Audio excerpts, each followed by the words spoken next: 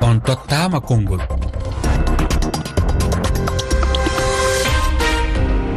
Fatoumata Sisawani. Yamde sappo e nayi fawi silmaji sappo jamina lamorde Tchad yamde sappo e tati fawi silmaji sappo to Puncung e nder Guinée on salminama musidɓe tedduɓe heeɗiɓe RFI fulfulde altine ñande sappo e tati jowa ɓuru en yewtay hande ko yowite alhaali dawro Tchad caggal nde Mouhammad Idrissa Déby horojo laamu faddew leydi di fooli e suɓugoji horoyaku yuɓɓinade yontere yewtunde o heeɓi daade walla hitoji capanɗe jeego e go e nder temedere wela kono succès masra hore jo jagorbe makko lumdido mo edi subugoji hebudo kanyum hitoji sappo e jeetati piccal capanne jowi e tati e nder temedere wela wadi wollitande do suudu nyawirdu leedi holude wonde o jaba jaltudi di himo lamdi yo subugoji di firte walla yo jaltudi di jaltudi selludi din lolline ko honno taskor don polgu Mouhammad Idrissa Déby edi subugoji hore yaku Tchad ko honno yiru don jango dawro Tchad ko fati laamu Mouhammad Idrissa Déby hido miji wonde waylitere mawnde wada to bange e dawro Tchad ka politique o yaran caggal e duubi aroji ngam okugol on jewtede on tottomme mijoji modon musibbe teddube rewro gon ko wongo gon kaka kowal temedde dide nogay e go capande jeedidi e jeego temedde jeego e capande nay e nay sappo e didi e capande e jeetati.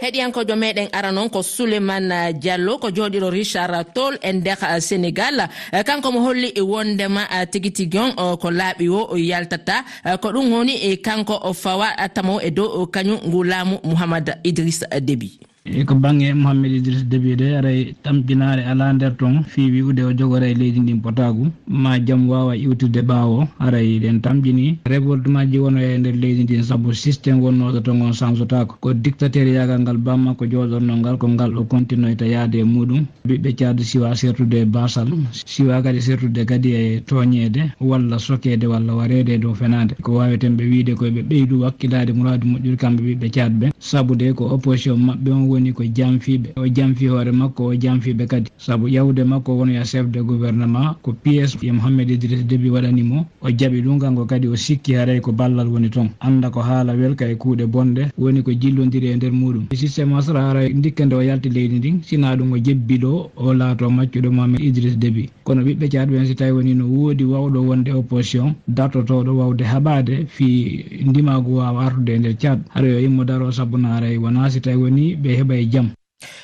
kono woniri Boubacar Ba immorde e Guinée e kañum kadi no holli walla miijo hoto gon hiɗen heɗimo e yewtere makko ngo suɓodiro ardotoɗo leydi Tchad ndin porgu ngu Oumar Idrissa Déby heɓi ɗo kanko woni ko jonni ngu hoore makko sabu dole ɗe o joɗoriɗen sabu tawi no woni hara porgal ngal o heɓi tawata ko Tchadiyemɓe ɓe woni ko suɓimo fi yo ardo leydi Tchad ndin o laamu jama Tchad on harayno résultat haalatake tun ɓe ƴetta jogitiɓe jogoranji ɓe yaltina e saare nden tawa ɗum wona sabu ha yimɓe maaya e muɗum woɓɓe gaañe woɓɓe nange en andi haray nguɗo porgu ko kanko jonni ɗum ɗo hoore makko wona jama on suɓimo yo o wonanɓe laamotoɗo ɓe kamɓe Tchadiyemɓe ɓe ɓe ɓuri tan ƴenade nawrugol Tchad e alhaali moƴƴanowo ɓe on no fuɗɗori ɗo ni wawata aransoyde population Tchad on o yiltitiray leydi maɓɓe ndin ɓaawo o adda sattedeji wano heege e tampereji hewɗi e nder leydi ndin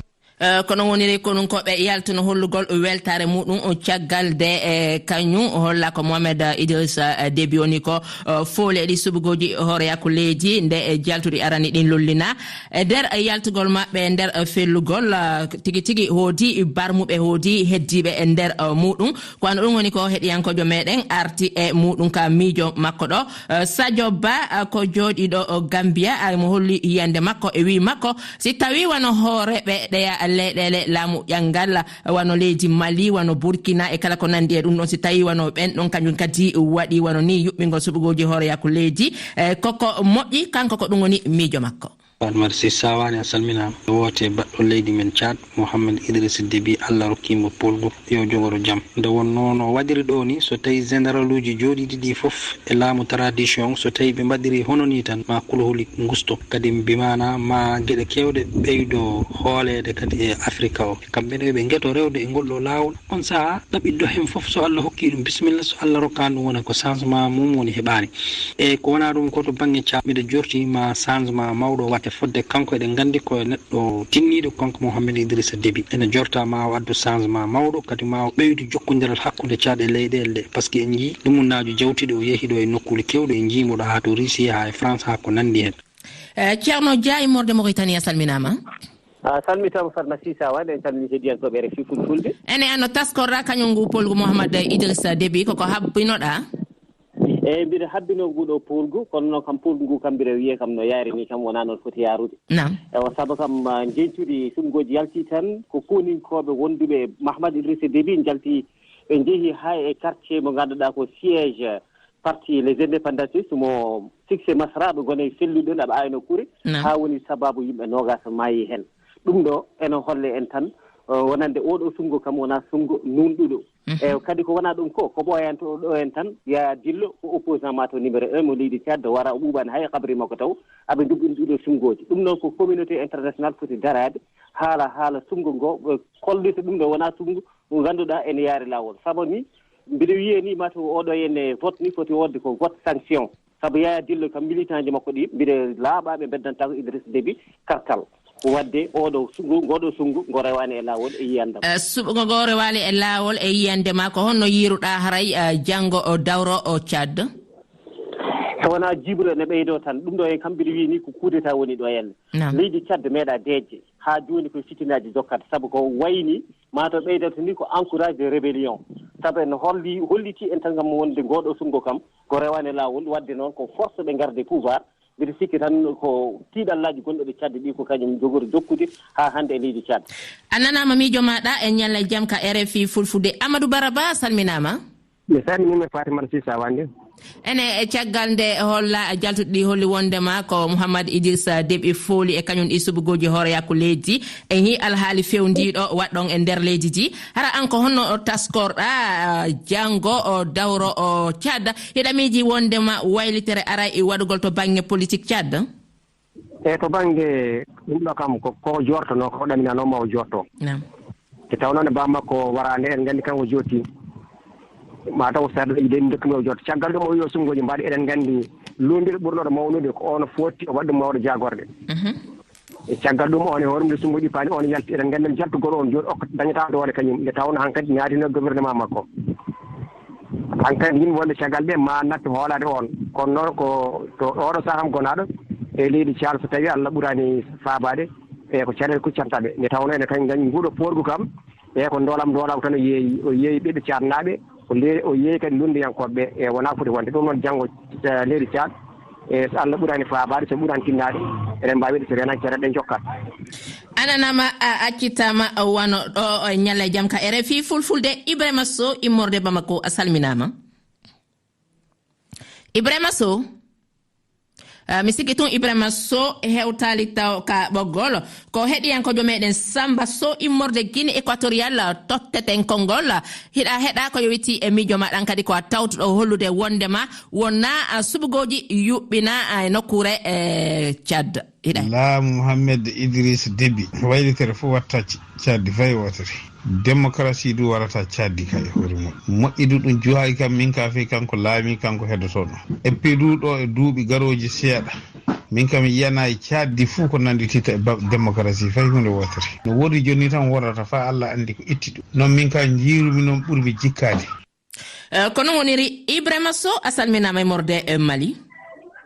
Farmata Sisa Wana salmitama heɗiyankoɓe RFI Fulfulde kon calminama ene wona o heɗiyankojo meɗen wayniɗo ɗo no yewti no hiiri e janggo dawro o Tchad mo holli wondema kanko do o sikka o marattama wondema fi démocratie arate e yewtede duuɓi aruji e nder leydi Tchad an kon no yiruɗa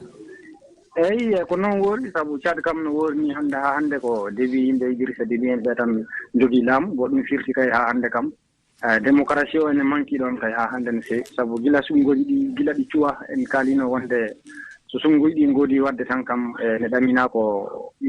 Mouhamadou Idrissa Déby no ko kanko hoore makko arata laamade bo ɗum ɗon noon wadde ko kanko tan laamotoɗo ɗum firti kamɓe ha hannde démocratie maɓɓe ene manki ɓe mbaɗi tan sungo tan pour wiye laamu koni ko ɓe ƴiwi ɗon tawa noon ko kamɓe tan keddi ɗon ha hannde ko ɗum firti ha hannde kamɓen démocratie maɓɓe ene manki sanne kono woni ha hande démocratie no manki sanne sika fi démocratie no siwa yewtede e nder leydi Tchad laamu potal ananama accitama wona ɗo mi jokkito yewtere nden heɗiyankojo meɗen homboni ko hewti ko Ididor Diallo o Ididor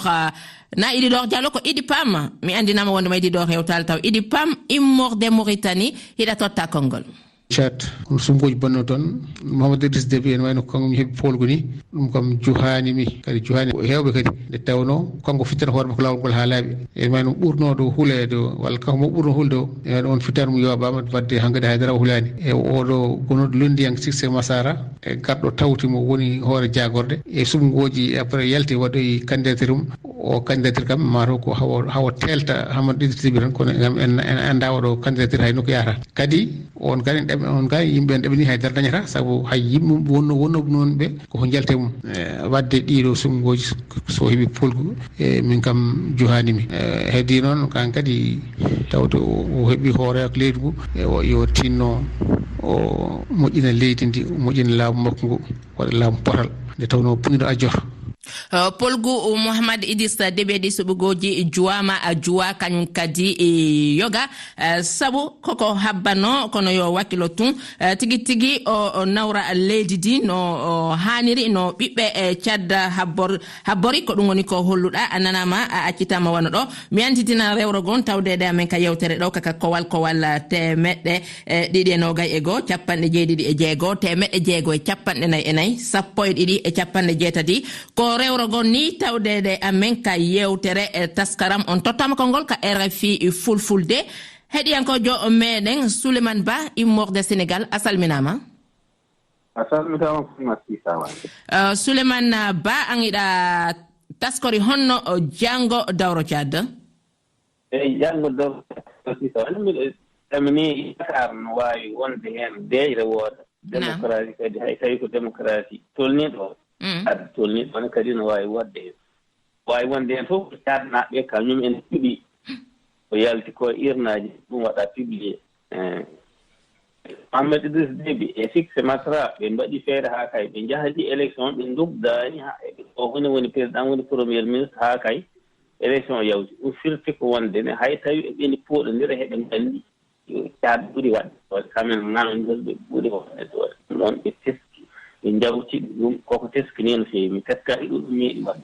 Afrique kono wonira weltanama Souleymane réseau ji ɗin moƴƴirali e nokkure ma nden fota noon e ñalla jaam ka RFI fulfulde Ididor Diallo a salminama immorde e Dakar an iɗa holli wondema polgu Idrissa Déby eɗi suɓugoji ko hunde ɗaminanode kono noon a jogaki a miija wondema waylitere mawde aray waɗugol e nder leydi ndi wallahi Fatimata si sawani e waylitere waɗata o kayno bamma ko laamorino ni ko noon o laamorto hawa gayna o yaha kala kalɗo fiya kala kalɗo soka kala kalɗo wara sabu o fuɗɗima hollirde ɗum en jiino ɓe mbardi Yaya Djilo en jiɗi ngannduɗaa ɗumɗoji hono wiyete radar uji ɗiɗon mandaɗe jiima e galle oɗo en jii ɓe beltima tan ɓe mbari yimɓe hay goto annda no foti e dow weltare tan militaire uji ko famnaji tan wadde omo wawi laamade hawa gayna o yaha tawa démocratie ala ɗon o laamoro no yiɗi fof no welimo fof sabu hay sinde taw o golli ɗon hunde démocratie kam o gollata ɗum démocratie ala ɗum woto neɗɗo ɗamin ɗum makko o wawa o ala ɗum ɗon sabu leydi joguinde démocratie holno neɗɗo jooɗorto wiye président gagnima laaɓi laaɓani tan tella tan mbara yimɓe tan hakke nogas neɗɗo pawɗo fof ware e dow ko ala to fawi ɗo gandir toon démocratie ala wadde opposage makko ɗi so mbawi ɓe ndento mo yiɗa maayde fof kam yo rento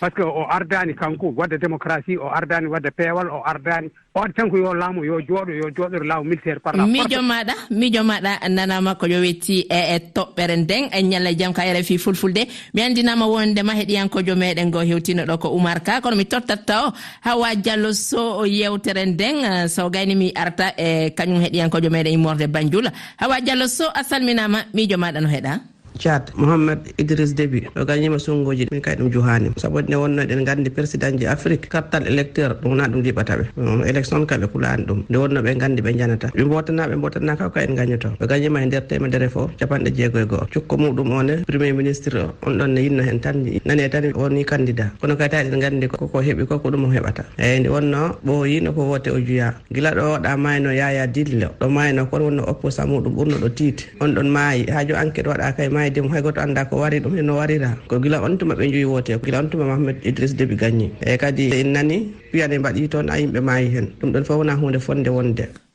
kono woni Oumar Ka a salminama Sisawan en calmini heeɗiyankoɓe RFI fulfulde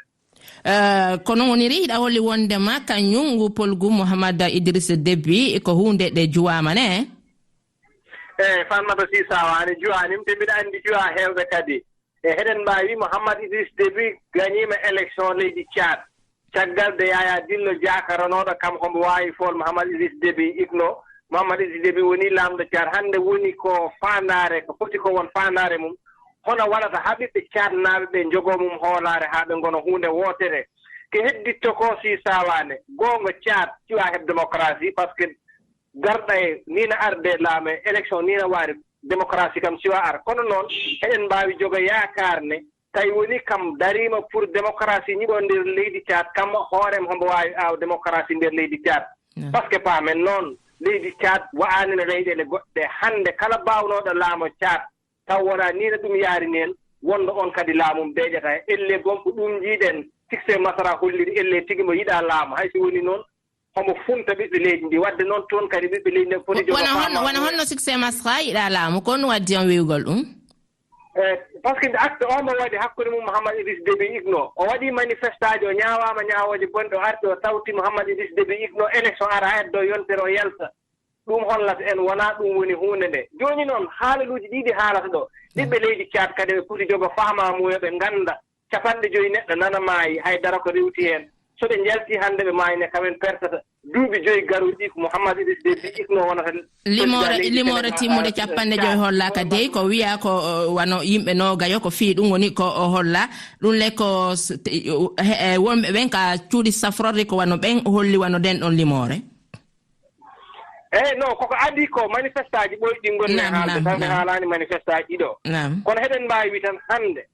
kamen ɓiɓɓe Tchad fof yo ɓe mbadda junnga e faandu ɓe ngannda Tchad ko leydi ɓoynde e caɗeele ɓe mbadda junnga e faandu hono Tchad heɓrata jam a jarama Oumar Ka e ñalle jam ka RFI fulfulde ko Amadou Altine Sow immorde e Gambia tottaten konngol Tchad théâtre électoral ko ɗum waɗi toon wona élection wona sumgo gila e garta tombal bayinde wara caggal ɗum démocratie meeɗa yurnade Tchad saka naata toon Mohamed Idriss Déby o waɗi bricolage makko kanko e succès nasara ha ɓe mbaɗi ko ɗiɓi nandude élection te wona élection wiyama ko kanko gagni aywa mbeɗa namdo e hollirde weltare muɗum e victoire ɗum ina jari piyanɗe fetilaji ha yimɓe ina maya hen aywa ɗum ɗon firti ko e kadi Yaya Dillo baranoɗo o ɗum foof ina hulɓina yimɓeɓe ko baɗɗo terroriste peuple Tchad en ha ganduɗa yimɓeɓe hayso hoɓe jiiɗi wotande goɗɗo ɓe cuusata e ɗo kam hanti yen gandu Mohamed Idriss Déby ko mauvais exemple o tottiri ɗo en e Afrique sabi dendagal généraux ji waɗɓe coup d'état dictature uji wonɓe Mali en Niger en Burkina Faso en Guinée en ko nandi hen ɓen hanti o fereni ɗumen lawol e for ñasimɓe yadema en lawol no waɗirta hanti ha jooɗo e laamu